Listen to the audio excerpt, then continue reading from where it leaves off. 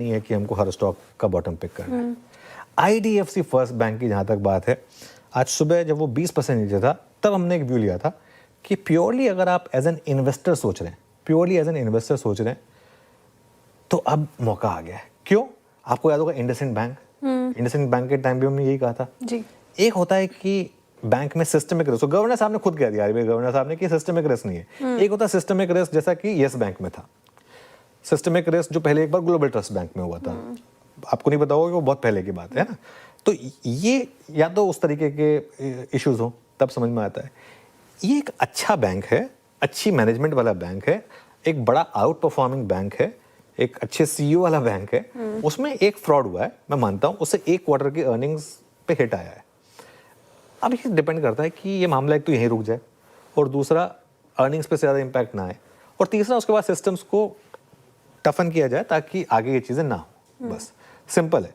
तो अगर ये हो जाए तो, लेकिन मेरा ये मानना है कि आज 20% थोड़ा सा ओवर रिएक्शन हो गया है। और अगेन अगर आप इन्वेस्टर हैं तो एक स्टॉप लॉस आपको रखना होगा इवन एज एन इन्वेस्टर।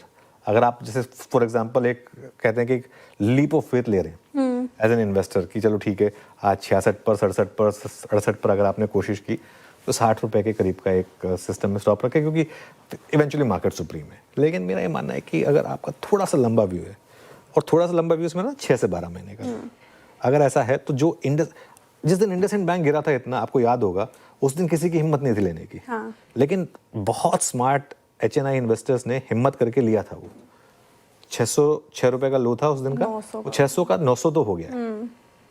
ठीक है ना, अभी भी उस प्राइस पे नहीं आया है। आईडीएफसी फर्स्ट बैंक भी ऐसा नहीं कि तुरंत उस प्राइस पे आ जाएगा, हो सकता है 1 साल तक भी प्राइस ना आए, लेकिन टाइम लगेगा कॉन्फिडेंस बिल्ड करने में। लेकिन ये हो सकता है कि एक आपको 20-25% का एक वो दे दे, स्विंग दे दे, इसकी पॉसिबिलिटी रहेगी आईडीएफसी फर्स्ट बैंक पर। Sharad ji, good afternoon. First of all आपका क्या व्यू रहेगा आईडीएफसी फर्स्ट या एयू बैंक को लेकर?